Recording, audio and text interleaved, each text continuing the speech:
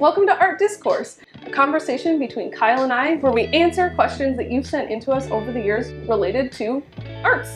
Ready for today's question? Yes, I am. What's the biggest challenge in running your own studio space / what would you tell someone who wants to start a shared studio? Hello, it's me again. I'm calling from a faraway land. Pick up the phone. I'm calling from a different time zone. Heard you are a pretty good source for major topics in art discourse. Hello, I'll leave my questions as a message at the dial tone. What would you tell someone who wants to start a shared studio? I guess it depends on what kind of studio. If it's like a pottery studio, that kind of thing makes a lot of sense, where you are a group of individuals organized around a kiln, which is a highly specialized piece of equipment. And I think that's when like a shared studio is really, really valuable. It goes the same with like print or like welding and sculpture and bronze work. Like sharing resources is a really big boon. If you have like a good group of people that you work with really well, like it gives you also an opportunity to try to expand your resources past that. Mm-hmm. Maybe as a group you go in on a new piece of equipment together that you all can share and use. Yeah. I think starting a shared studio space is a great way to continue to build and strengthen your own community. Sharing space, even if it doesn't have to do with equipment, and it just means that if you're in a one-bedroom apartment, you can have a studio outside of your living space with a friend. It can be just such a great experience and help to motivate you to be working, especially if that other person has a really good work ethic. Then, it can be very inspiring to be in that type of environment and bouncing ideas off of each other. And yeah, I would highly recommend considering a shared studio. The challenges that Chrissy and I have experienced with Sparkbox have been pretty varying. And answering or addressing the latter half of the question, which is, what would you tell someone who wants to start a shared studio? The bigger challenges of running a studio space, I would have to say, would be like finances. Mm-hmm. It's kind of the big challenge of running an arts-based space. Yeah. It's a long conversation to talk about like the finances and like how to deal with that challenge. And I think that's going to be different depending on like what or type of organization you are. If you are like a gallery or an arts run center or a like creating space or like a shared studio type space or a residency or whatever. Each one of these models has different business plans and different ways of generating revenue, but they all kind of share that same problem of like sustainability is the hardest issue. I wouldn't say it was like a challenge, but it's something that gets brought up a lot when we talk to other like professionals about what we do, is the choice to stay a for-profit, because there's this sort of assumption that if you run an art studio space that you're not for profit so that you can access more operational funding. That doesn't necessarily mean financial security. Just because you can apply for it doesn't mean you're going to get it. We were sort of advised early on by a lawyer that if we could stay for profit, that would be in our best interest as a small arts organization, especially with all the equipment that we have. That doesn't mean that we can't apply for grants. We definitely can.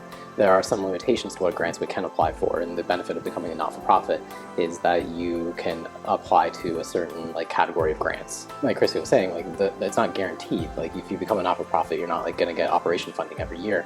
You might get less than you apply for, and then you have to change everything. Yeah. But we stuck to being a for-profit because we didn't want a board to have any sort of control, say, or power over what we did, because we don't like that. When we want to make a decision, if we want to start doing a programming like this, it's nice to be able to just do it and not have to yeah, that's very true. Submit it to a committee, have the committee review it, wait for the committee to make, a unanimous decision, and then hear potential feedback on what they think is the better approach. And then we want to be in control of all the decisions we're making, which can be an asset or a detriment. In some circumstances, that's not the best advice that I would give. The shared studio space, when you start to engage with a partnership, co-op, or anything where you're now involving other people, it can be quite messy, I think. One of the things that I would recommend is setting up a clear dialogue for who's responsible for what, mm-hmm. and who is responsible for what monetarily. When you enter into a business contract with somebody, somebody's going to be fronting money and somebody else might be fronting less money. I would try to like make sure to like navigate those things and make those things very clear from the very beginning. Like talk about like what happens if somebody leaves and kind of go through those steps that a regular business with a partnership would have to go through in order to like just make sure you're covered. Like if your partner all of a sudden like screws off and like leaves you on the hook for a whole lot of stuff, you don't want to be in that position. And so they might be your best friend right now, but things do change and bad things happen and you might grow apart and that might affect the business. And you should make sure that like there's contracts that are written in place that kind of cover those things. Kyle kind of mentioned communication. I think another thing, because we've been doing flat files where we're talking to people in their studio spaces and sometimes those spaces are shared, you know, you might get opportunities like that where people want to do a live stream with you in your space or have you take photos of your space for a publication or a website or something like that. And if it's shared, I think it's very important that you have a conversation with your studio mates to see what they feel about that type of situation. Do they feel comfortable with you showing the space, and if their work is in the image or their studio is, you know, in the background of your live stream? Every decision that you make when you're sharing a space, you have to be conscious and respectful of the other people that are there, even if to you it doesn't seem like it's a big deal. So that line of communication is invaluable. Also, if you're like us and you're opening your space up to people that you don't know for short periods of time, it's really important for you, one, you're gonna have to be comfortable with letting go. You're gonna have to be comfortable with like letting go of time, maybe like your personal time. You're gonna have to be comfortable letting go of objects, space.